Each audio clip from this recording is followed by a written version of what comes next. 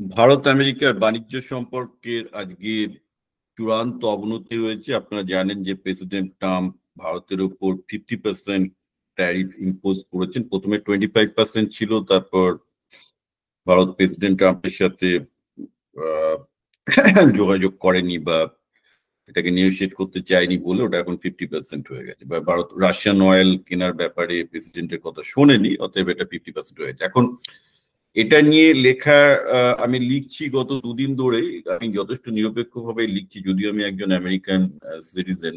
তো মুশকিল হচ্ছে এই যে দেশভক্তি ব্যাপারটা এমনই একটা আবেগের জায়গা। মানুষ যখন আবেগের জায়গা থেকে একটা জিনিসকে দেখতে থাকে, সে অনেক সময় যুক্তিগুলো দেখতে পায় না। স্বাভাবিক, সেটা বামপন্থী দক্ষিণপন্থী সবার মধ্যে সেটা হয়। তো আমি ভিডিওটা করতাম না, ভিডিওটা করতে বাধ্য হচ্ছি, কারণ আমি যখন লিখছি আমি দেখতে পাচ্ছি যে অনেকেই লেখাগুলো বুঝতে পারছেন না, কারণ তারা বাণিজ্য ব্যাপারটা মানে বাঙালিদের মধ্যে ট্রেড ব্যাপারটা কজন বোঝে সেটা নিয়ে আমার সন্দেহ আছে। তারপর এটা বৈদেশিক বাণিজ্য আরো অনেক কঠিন ব্যাপার, এবং এর একটা হিস্ট্রিও আছে, there is a long history behind it. তো আমি আজকে এখানটাতে কতগুলো ব্যাপার খুব পরিষ্কার করে দিতে চাই, যাতে আপনারা একটা নিরপেক্ষ দৃষ্টিভঙ্গি নিয়ে, আমি আবার বলছি, আমি একজন ভূতপূর্ব ভারতীয় বা জন্মসূত্রে ভারতীয় হিসেবে বিশ্লেষণ করছি না, বা আমি এখন একজন আমেরিকান নাগরিক হিসেবে বিশ্লেষণ করছি না, বা আমি একজন ক্যাপিটালিস্ট হিসেবে এই বিশ্লেষণ করব না। আমি যেটা করছি সেটা একটা তথ্যের ভিত্তিতে নিরপেক্ষ একটা অবস্থানের ভিত্তিতে আপনাদের একটা জিনিস মনে করিয়ে দিতে চাই যে আমরা কি ভারত কিন্তু একটা খাদের সামনে এসে দাঁড়িয়েছে এখন। এটা দেখুন, যে কোনো জিনিসের ভালো দিক খারাপ দিক থাকে।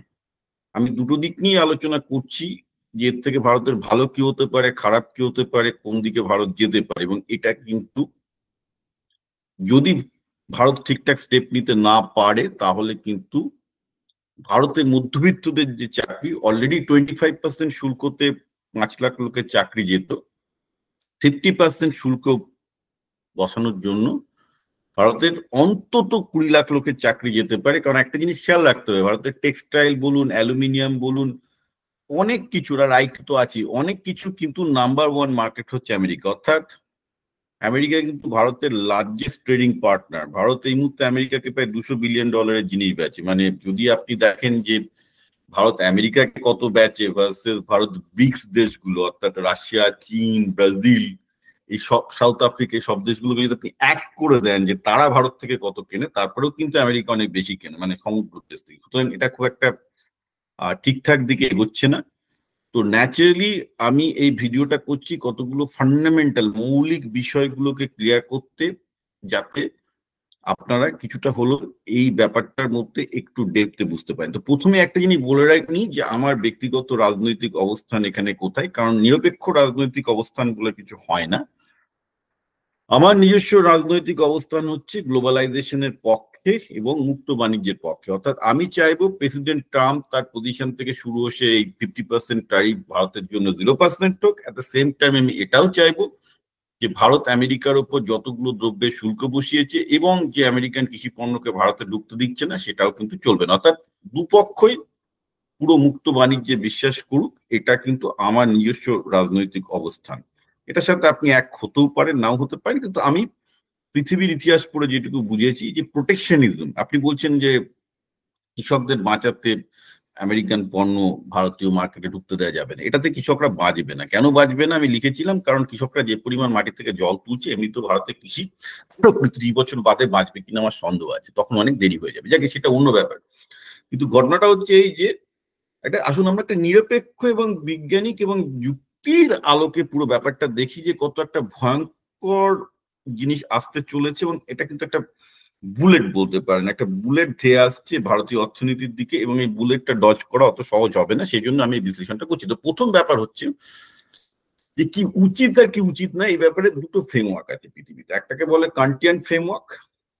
কান্টিয়ান ফ্রেমওয়ার্কে হচ্ছে বলে ক্যাটাগরিক্যাল ইম্পারেটিভ। এই কথাটার মানে হলো এই যে যদি আপনি ধরে নিন আপনি ভারতের যে যে জিনিসগুলোকে ঠিক বলে মনে করছেন, যে যুক্তির ভিত্তিতে আপনি মনে করেন যে ভারত ঠিক ঠিক করেছে এই ব্যাপারগুলোতে, তাহলে কিন্তু সে একই নৈতিকতার মানদণ্ডে, একই যুক্তির মানদণ্ডে আপনাকে আমেরিকাকে দেখতে হবে, আবার আমেরিকাও যা যা করেছে সেই একই যুক্তির মানদণ্ডে ভারতকে দেখতে হবে। আমি একটা এক্সাম্পল দিচ্ছি, যেমন ধরুন আজকে যখন ট্রাম্প বললেন যে ভারত কেন রাশিয়ান অয়েল কিনছে, সুতরাং আমি তাদের পানিশ করব, তখন ভারত কি বললো, বাবা তুমিও তো রাশিয়া থেকে ইউরেনিয়াম কিনছো, যদি রাশিয়া থেকে কিছু কেনা আমার অপরাধ হয়ে থাকে, বিকজ রাশিয়া, পুতিন সত্যি একটা যুদ্ধবাজ প্রেসিডেন্ট, সেটাই যদি হয়ে থাকে, তাহলে বাবা তুমিও তো রাশিয়া থেকে ইউরেনিয়াম কিনছো। এটাকে বলে কান্টিয়ান লজিক, অর্থাৎ তুমি আমাকে দোষ ধরতে ততক্ষণ পারবে না যতক্ষণ না পর্যন্ত তুমি ওই একই দেশে দোষী, রাইট? তো দিস ইজ কল কান্টিয়ান লজিক। এবার এই কান্টিয়ান লজিক দিয়ে আপনি যদি সার্বভৌমত্ব ব্যাপারটা চিন্তা করেন, this become a very deadly logic. আমি সেই ব্যাপারটা, সবাই বলছেন ভারতের সার্বভৌমত্ব, ভারতের সার্বভৌমত্ব। এবার দেখুন, দেশভক্তির ইয়েতে সার্বভৌমত্ব কথাটা বলতে ভালো লাগে, কিন্তু I am proving you this can lead to the deadly logic. যেমন আপনি বলছেন যে ভারতের ফার্মিং মার্কেটে আপনি আমেরিকান কৃষি পণ্য ঢুকতে দেবেন না। কেন দেবেন না? কারণ আমেরিকার কৃষি পণ্য সস্তা, অনেক উন্নত প্রযুক্তি দিয়ে তৈরি, তাতে ভারতের কৃষকরা দাম পাবে না, ভারতের কৃষকরা না খেতে পেয়ে মারা যাবে। ফেয়ার লজিক, যে তার জন্য তাদের প্রোটেকশন দরকার, right? So this is a very common logic of protectionism. এইবার সেটা সেই লজিকটা ভিত্তিটা কি? সেই লজিকটা ভিত্তি হচ্ছে যে একটা দেশ তার নিজের দেশের লোকেদের যাতে ভালো হয় তার ভিত্তিতে প্রতিটা সিদ্ধান্ত নেবে। তাহলে আপনার কান্টিয়ান লজিকের ভিত্তিটা দাঁড়াচ্ছে যে প্রতিটা দেশ তার নিজের দেশের জন্য বেস্ট যেটা সম্ভব সেটা করবে। তাহলে ট্রাম্পের লজিকটা যদি আপনি দেখেন, এবার ট্রাম্প আমাদের আমেরিকার প্রেসিডেন্ট হয়ে আসতে গেলে 7টা রাজ্য জিততে হয়, তার মধ্যে 5টা হচ্ছে রাস্টিং বেল্টে, যেটাতে একসময় প্রচুর ইন্ডাস্ট্রি ছিল, ওহাইওতে ছিল, মিনিয়াপলিসে ছিল, রাইট, পেনসিলভেনিয়া ছিল। এই স্টেট গুলোতে আপনি যদি যান, মানে আমি 2016 থেকে 20 একসময় খুব যেতাম, সেখানে দেখবেন সেখানে যত স্টিল ইন্ডাস্ট্রি ছিল, অ্যালুমিনিয়াম ইন্ডাস্ট্রি ছিল, ঘোস্ট টাউন হয়ে গেছে। একটা শহরে একসময় 10,000-20,000 লোক ছিল, একটা বড় ফ্যাক্টরি ছিল, সেগুলোতে এখন এত বড় বড় ঘাস উঠে গেছে। আমি নিজে চোখে দেখে এসেছি। হ্যাঁ, মানে আমি একটা মেকানিক্যাল ফ্যাক্টরিতে গেছি, কারণ আমার কাজই ছিল বিভিন্ন মেকানিক্যাল ফ্যাক্টরিতে যাওয়া, গিয়ে সেখানে একসময় 50টা সিএনসি মেশিন, মানে লেদ মেশিন কাজ করতো, এখন সেখানে 2টো লেদ মেশিন কাজ করে। আর মানে কি, ফ্যাক্টরিতে ঘাস টাস কাটা হয় না, লম্বা লম্বা ঘাস হয়ে গেছে। তো একসময় 1990s এগুলো খুব বুমিং ছিল, কিন্তু তখনই যখন ক্লিন্টন গ্লোবালাইজেশন স্টার্ট করলো 1993-তে, গ্যাট চুক্তি স্বাক্ষরিত হলো। এবার গ্যাটের প্রেক্ষাপটটা আমাদের জানা দরকার। আমেরিকায় কিন্তু প্রবক্তা ছিল গ্লোবালাইজেশন। তো তাতে কি হলো, আমেরিকার এই যে বেল্টগুলো থেকে এখন আমেরিকার প্রেসিডেন্টকে বেরোতে হয়, পেনসিলভেনিয়া বলুন, ওয়াইও বলুন, যেখানে একসময় প্রচুর স্টিল ফ্যাক্টরি ছিল, অ্যালুমিনিয়াম ফ্যাক্টরি ছিল, সেই সব ফ্যাক্টরির কাজগুলো চলে গেল কোথায়? চীনে, মেক্সিকোতে। আর সার্ভিস ইন্ডাস্ট্রি যেটা তৈরি হচ্ছে, যেটা যেমন কল সেন্টার বলুন, সফটওয়্যার সেন্টার বলুন, সেটা চলে গেল কোথায়? সেটা চলে গেল ভারত। নাও ব্যাপারটা যেটা দাঁড়িয়েছে, তাহলে আমেরিকার লোকজন প্রেসিডেন্ট ট্রাম্পকে, তো এমনি তো ট্রাম্প এত ভোটে যেতে আসেনি, তার জিতে আসার মেন কারণই এই যে আমেরিকার যারা লিবারাল, যেটা ডেমোক্র্যাট বলতে পারেন, তারা এই ব্যাপারগুলোর দিকে নজর দিচ্ছিল না। অতএব ট্রাম্প প্রোটেকশনিজম ওকে বলে দিল যে না, আমি এবার তোমাদের চাকরিগুলোকে বাঁচাবো। আপনারা যেমন কৃষককে বাঁচাতে চাইছেন, ট্রাম্প তেমন বলছেন না, তোমাদের শ্রমিকদের আমি বাঁচাবো, কারণ আমি অন্য কোনো প্রোডাক্টে ঢুকতে দেবো না, আমি ট্যারিফ কি করবো। আর ঢুকতে দিলেও কন্ডিশন হচ্ছে কি, তাদের আমাদের প্রোডাক্ট কিনতে হবে, যাতে ইকুইভ্যালেন্ট আমাদের জব তৈরি হয়। আপনি যদি ট্রাম্পের দিক থেকে দেখেন, ট্রাম্পও কিন্তু, আপনি যে লজিকে একটা ভারতের কৃষককে বাঁচাতে চাইছেন, ট্রাম্পও একই লজিকে কিন্তু আমেরিকার শ্রমিকদের বাঁচাতে চাইছে। এবং আমি কি বলি তাতে কিছু যায় আসে না। ট্রাম্পের ভোটার বেস কিন্তু তারা, আমাদের এখানে মেরিল্যান্ডে যাই করুক না কেন ট্রাম্প হারবে।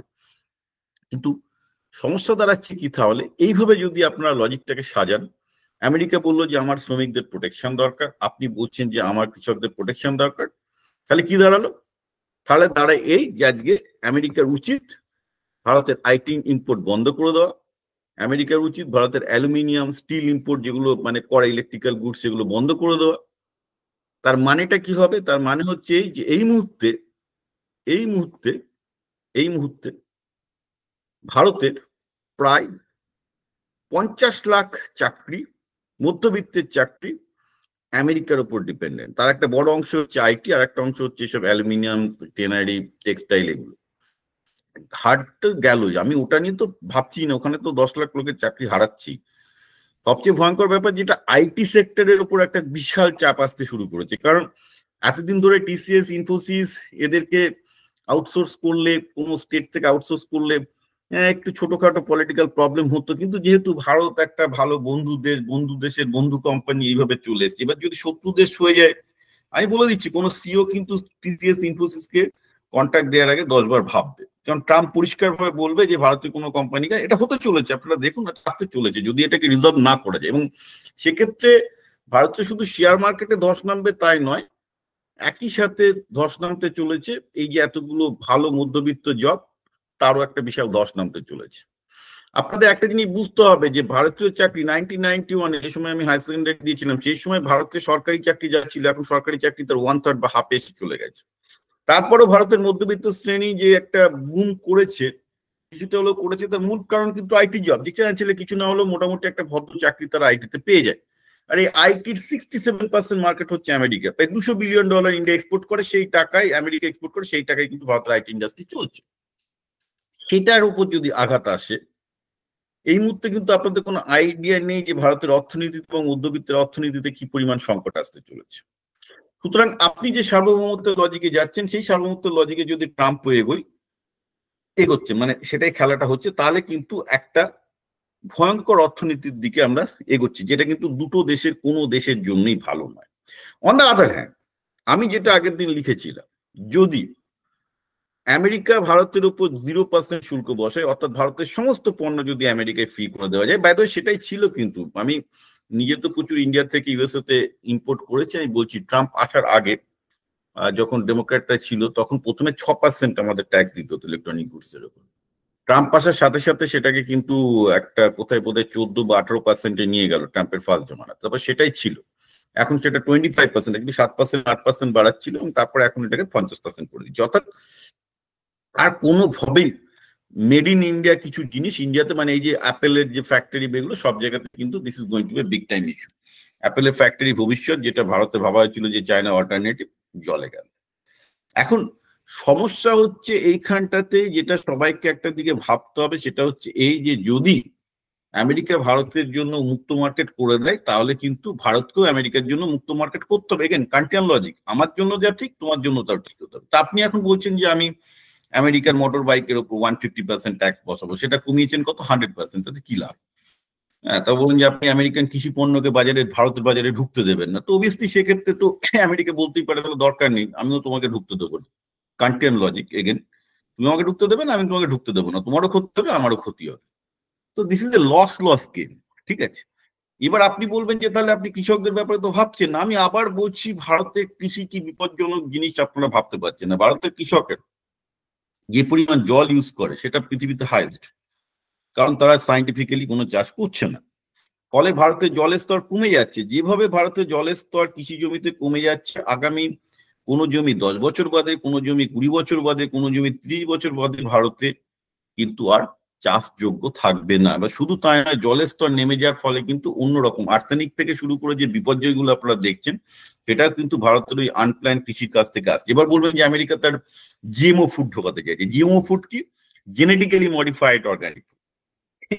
সমস্যা হচ্ছে কি, আমি এটা নিয়ে পড়াশোনা করে দেখলাম যে জিএমও ফুডে যে শরীর খারাপ হতে পারে বা শরীরের উপর স্বাস্থ্যের ক্ষতি হতে পারে, সেটার কোনো সাইন্টিফিক বেসিস নেই। আমি একটা উদাহরণ দিচ্ছি, ইউরোপিয়ান ইউনিয়ন হচ্ছে সবচেয়ে স্বাস্থ্য সচেতন, ভারতের থেকে 100 টাইমস বেশি স্বাস্থ্য সচেতন, আমেরিকার থেকে বেশি স্বাস্থ্য সচেতন হচ্ছে ইউরোপিয়ান ইউনিয়ন।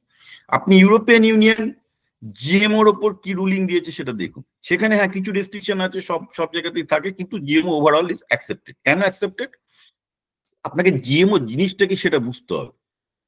ভাই আমরা ন্যাচারাল, মানে ভেবে দেখুন, মানুষ জন্মকাল থেকেই চাই যে আরো একটু ভালো ফসল হোক। আমাদের এখানে ভারতবর্ষে যে উচ্চ ফলনশীল যে সবুজ বিপ্লব হয়েছিল, সেটা কিভাবে হয়েছিল? সেখানে তো আপনাকে বীজ চেঞ্জ করতে হয়েছিল। ভারতের বড় বড় ধান হতো আগে, যেগুলো হতো, যেগুলোতে প্রোডাক্ট ছিল না, তার থেকে ছোট ধান গাছ হয়ে গেল। ছোট ধান গাছে আপনারা অনেক বেশি ধান পাচ্ছেন।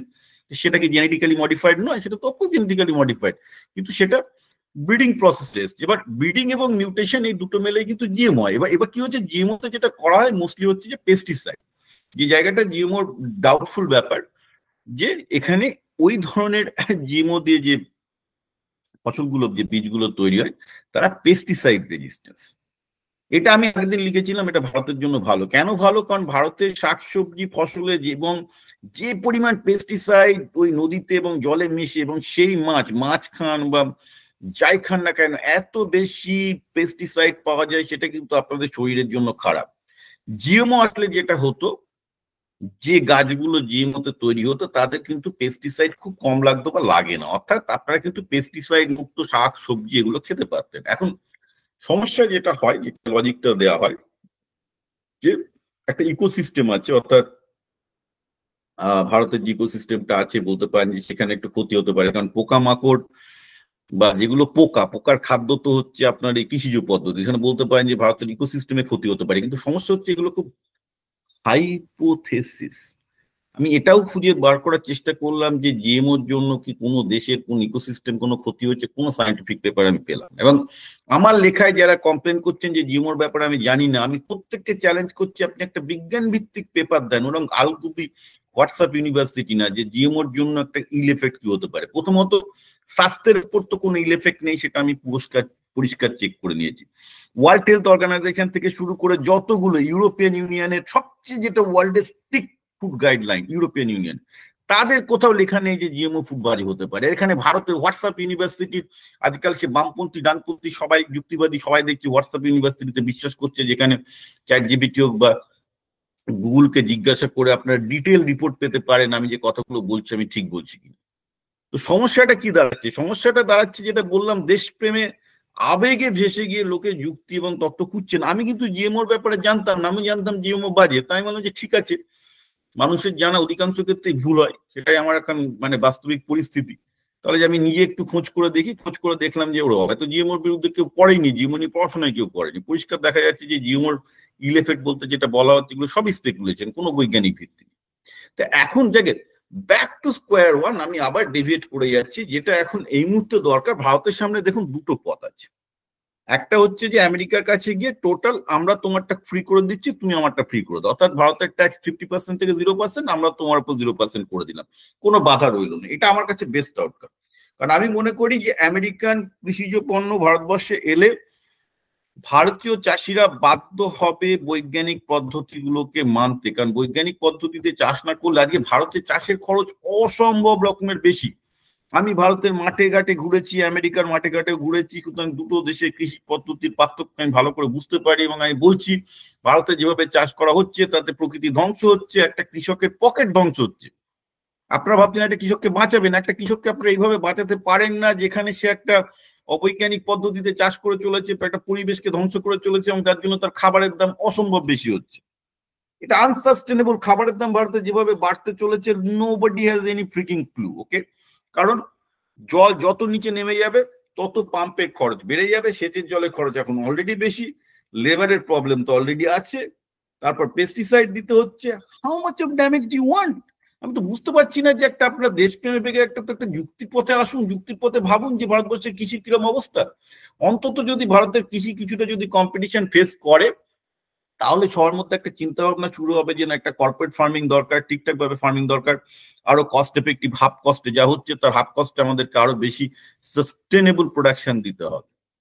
আমেরিকাতে চাষি এখন যেভাবে হয়, আমেরিকাতে কিন্তু কৃষকরা চাষ করে না, সবকিছু কর্পোরেট ফার্মিং হয়ে গেছে। কৃষকরা জমিটা দিয়ে দেয়, জমির বিনিময়ে কর্পোরেট ফার্মাররা একটা মানে কর্পোরেট একটা টাকা দিয়ে দেয়, তাতে তাদের ভালো চলে যায়।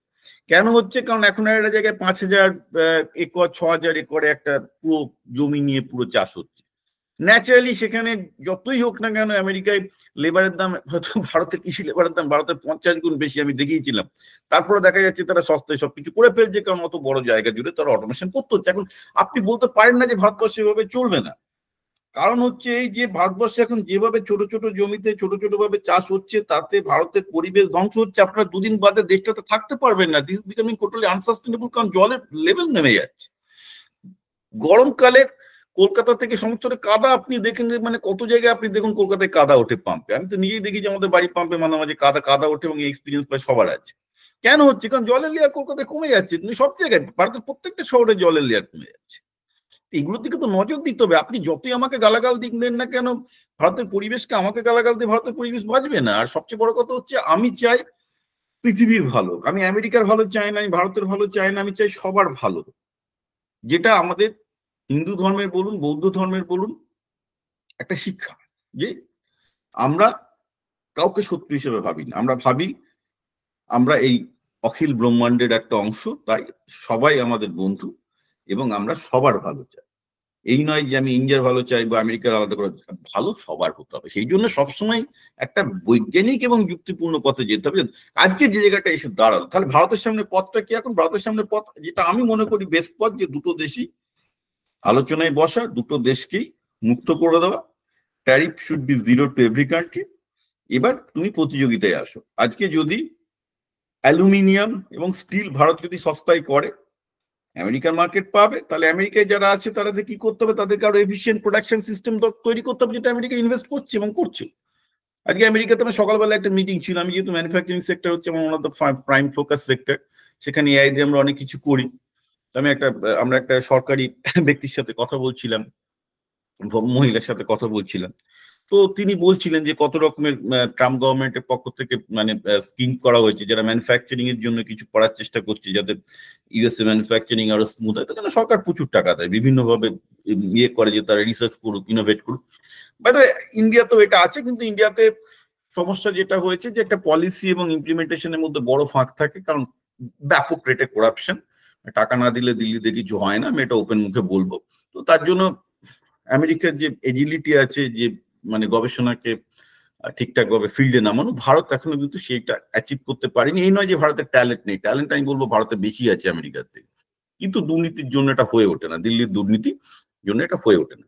তো এখন ভারতের সামনে দুটোই পথ আমি বলছি। এক, জিরো জিরো ট্যারিফে আসা, না হলে ভারতকে রাশিয়া এবং চীনের সাথে এক করে একটা অক্ষ তৈরি করতে হবে, যেটা ভারতের সবাই চাইছেন। কিন্তু যারা আপনারা চাইছেন তারা এটা বোঝা বিশ্বাস করুন যে রাশিয়া বা চায়না ভারত থেকে কিছু কেনে না, তাদের দরকারও নেই। ভারতের ইঞ্জিনিয়ারও তাদের দরকার নেই। ভারতের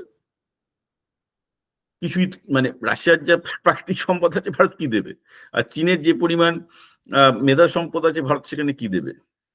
তো ন্যাচারালি সমস্যাটা হচ্ছে এই যে আপনারা আমেরিকাকে ব্রিক দিয়ে যদি রিপ্লেস করতে চান, সেটা কিন্তু কোনো প্র্যাকটিক্যাল সলিউশন নয়, because India does not have any export to any of this big countries. কিন্তু ভারতের একটাই সুবিধা হতে পারে যে ভারতের ইন্টারনাল মার্কেটটা, ভারতের 140 কোটির যে মার্কেট, সেটা বিশাল বড়।